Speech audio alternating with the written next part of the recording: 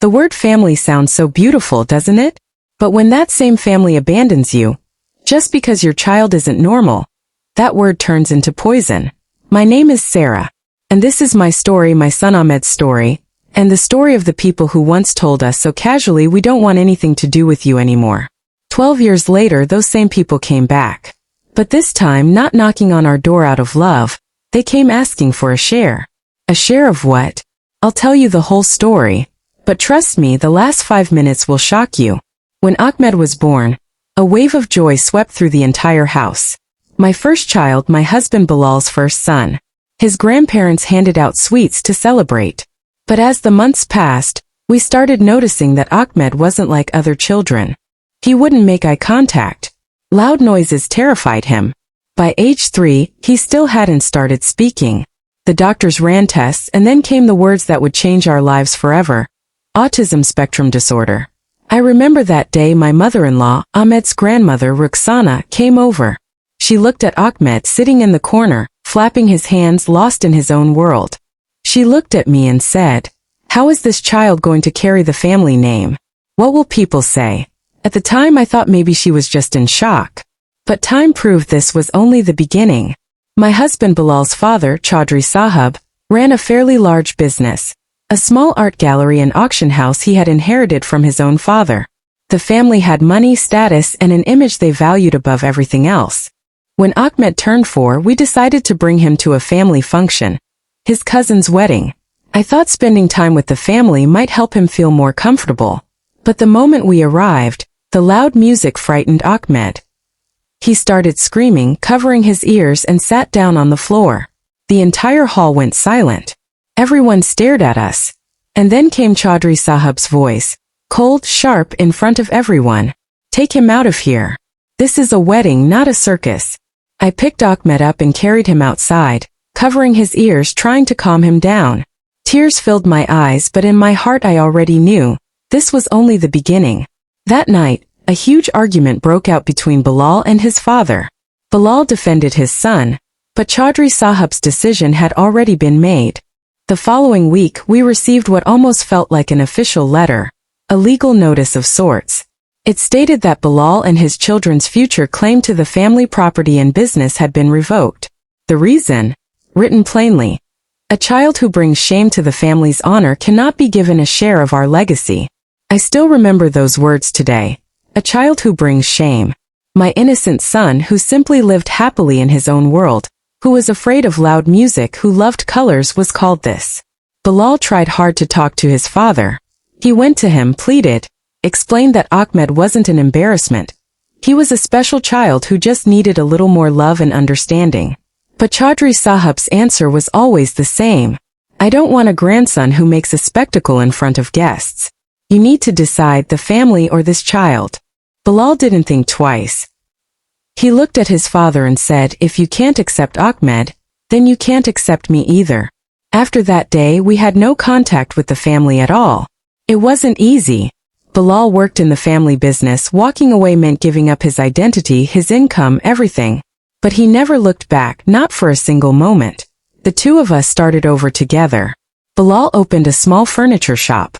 I worked as a school teacher.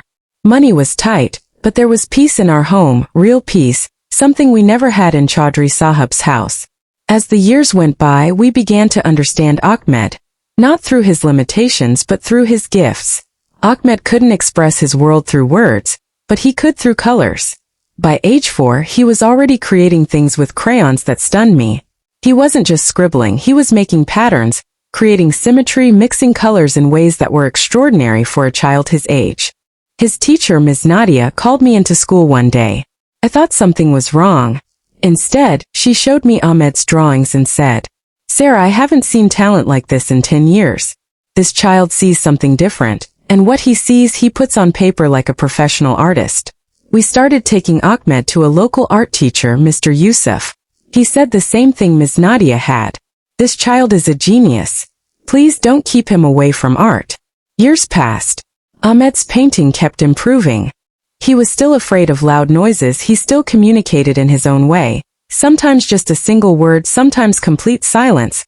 But the moment he picked up a brush, it was as if the whole world went quiet to listen. We put our entire savings into his art classes. Bilal worked extra shifts, I gave private tuitions. Neither of us ever complained, because we already knew our son was something special. At 15, Ahmed took part in his first exhibition, at a local community center. Just 3 paintings. But that day, everyone who came stood silent in front of his work. A well-known art critic who happened to be there took my hand and said, "Do you understand what your son has? Talent like this comes once in a generation." Tears filled my eyes. I wish Chaudhry Sahab could hear this. But he had made his decision long ago. To him, Ahmed was nothing but an embarrassment. Over the next 7 years, Ahmed's life changed completely. His art went viral on social media. A well-known art blogger shared one of his paintings, and overnight, thousands of people discovered his work. People were moved by his story. An autistic young man who expressed his world through color, where every painting told an emotion, a story. People weren't just buying his art, they were buying his honesty.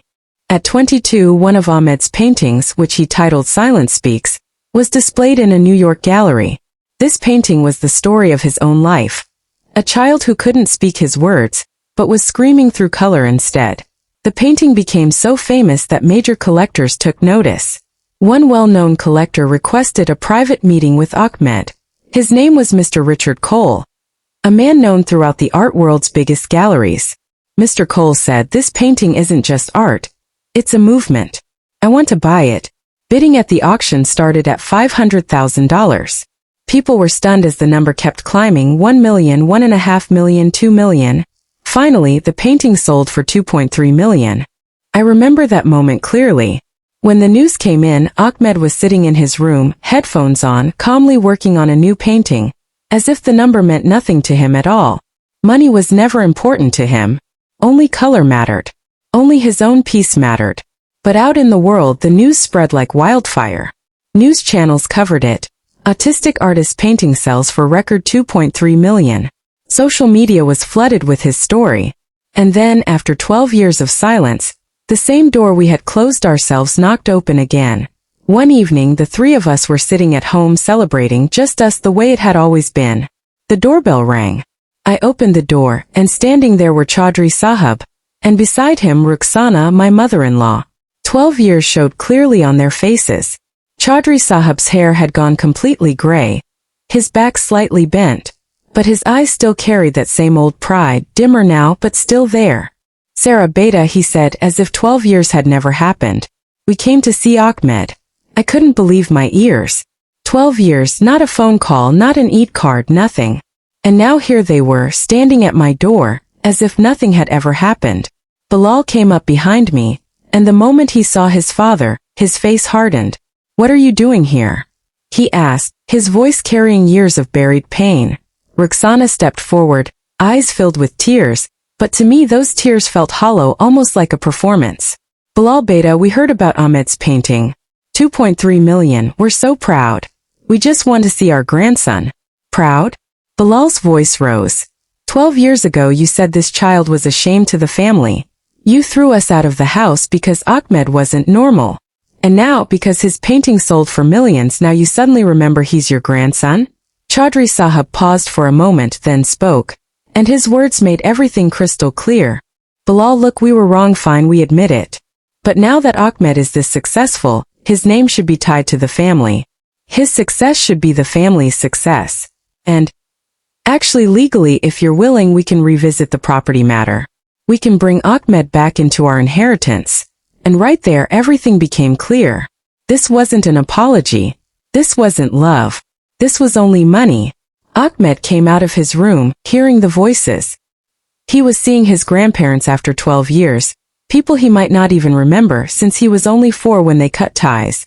Chaudhry Sahab walked toward Ahmed, smiling, as if he were any ordinary grandfather greeting his grandson. "Ahmed Beta, you've grown so much. We've always cared about you deeply, you know that?"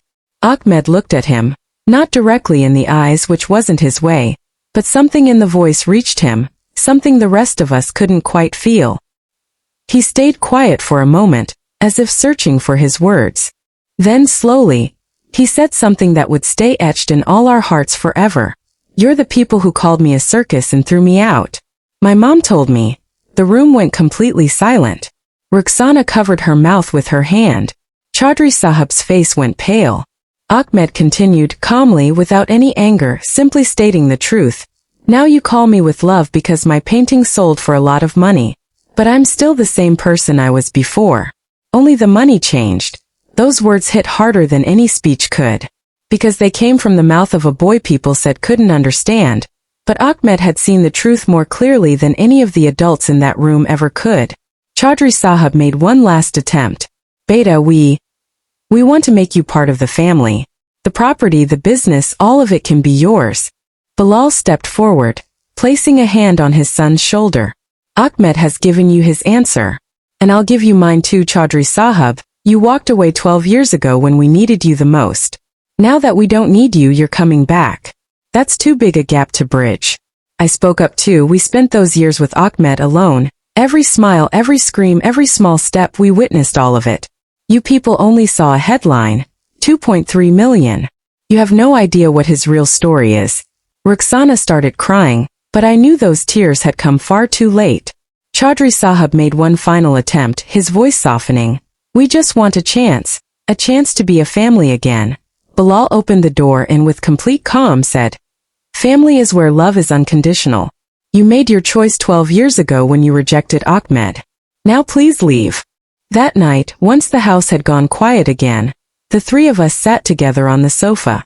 Ahmed was sketching something new in his notebook, a new painting which he later titled, They Came Back Too Late. That painting became famous too, perhaps his most powerful piece yet. It showed a door half open with two shadows standing outside trying to step in, but the light inside wasn't inviting them in. Today Ahmed is 24. His paintings are displayed in galleries around the world. But to him the most important thing isn't what he's earning, it's what he's learned. That real family isn't the people who share your blood, but the people who accept you, no matter what. Chaudhry Sahib and Rukhsana tried reaching out again, letters, phone calls, but we never responded. Because some relationships once broken can never be repaired with money. If you're watching this video and you have people in your own family who only remember you once you've become successful, let us know in the comments. And if you believe Bilal and Sarah made the right choice, hit like and share this video, so this story can reach more people. See you in the next video with another true and heartfelt story.